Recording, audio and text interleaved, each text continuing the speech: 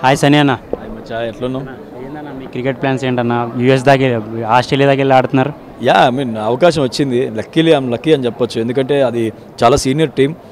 శ్రీకాంత్ అన్న అండ్ తరుణ్ అన్న ఇద్దరు కలిసి స్టార్ట్ చేశారు ఫస్ట్. అండ్ అలాగే ఇప్పుడు మన స్టార్స్ వాళ్ళందరితో నాకు అవకాశం రావడం నిజంగా చాలా లక్కీ. యా, ఎలా పోటీ ఇవ్వాలనుకుంటున్నారు మిగతా టీమ్స్కి? అయ్యలేదు బ్రో, అది స్పోర్ట్. ఎప్పుడైనా సరే మనం మన 100% ఎఫర్ట్ పెట్టాలి. విన్ అయితే గుడ్, హ్యాపీ. కాకపోయినా we have to feel other team did a best అనుకోవాలి. సో నేను ఏదైనా గేమ్ విషయంలో మాత్రం I will be very confident. 100% effort అయితే పెడతాను ఎక్కడైనా సరే. సో నా టీం కూడా వీళ్ళందరూ కూడా మంచి ప్లేయర్స్ ఉన్నారు మన టీంలో.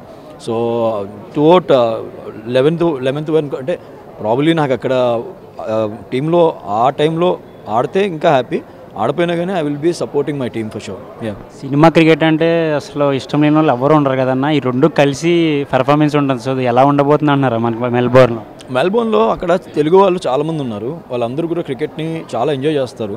అండ్ అక్కడ లోకల్ ఆస్ట్రేలియన్ క్రికెట్ ఎవరైతే ఉన్నారో వాళ్ళు బాగా సపోర్ట్ ఇస్తున్నారు.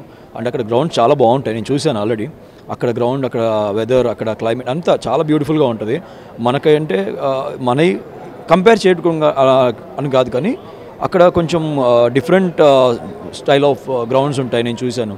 సో మనకి ఇప్పుడు స్టేడియమ్స్ ఎన్విరాన్మెంట్ అలా కాకుండా కొంచెం వాళ్ళకి చాలా డిఫరెంట్గా ఉంటుంది. I can't explain. యా అన్న, మనకి చారిటీ అంటే గుర్తొచ్చేది మన తెలుగు హీరోసే కదా. సో క్రికెట్ ప్లస్ చారిటీ కోసం ఆడుతున్నారు కదా.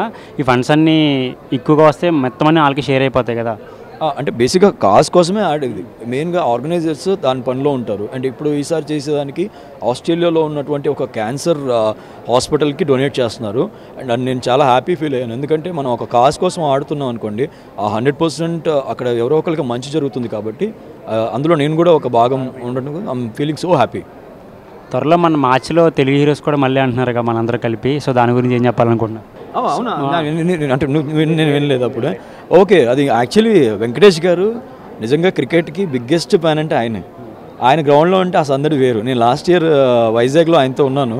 ఆయన పక్కన ఉంటే ఒక హ్యాపీనెస్, ఆ వైబ్, నిజంగా ఆయన క్రికెట్ని ఎంజాయ్ చేసినంత మనం ఎవ్వరూ చేయలేము. ఆయన ద బిగ్గెస్ట్ క్రికెట్ ఫ్యాన్ ఆయన. అండ్ ఆయన కూడా మంచి క్రికెటర్. సో ఆయన ఒక పాజిటివ్ వైబ్ ఉంటుంది. ఆయన లక్కీ చామ్ కూడా మన తెలుగు క్రికెట్ అని కాదు, ఇండస్ట్రీకైనా సరే నా ఫేవరెట్ పర్సన్. అండ్ నేను హ్యాపీ, ఎందుకంటే నేను ఆయనతో లాస్ట్ టైం వైజాగ్లో ఉన్నప్పుడు నాకు లక్కీగా ఆయన పక్క నుండి కాసేపు టైం స్పెండ్ చేసే అదృష్టం దక్కింది. అండ్ సో ఫ్రెండ్లీ, ఎంత అంటే అంత friendly person, really a gem person I can say. And వాళ్ళందరూ ఆడితే ఫస్ట్ రోలో టికెట్ కొనుక్కొని నేనే ఉంటా. యా, బ్యాట్స్మెన్ బౌలర్ అన్న? బ్యాటింగ్ అంత సీన్ లేదు, బట్ మేనేజ్ చేస్తూ ఉంటా. Thank you. All the best.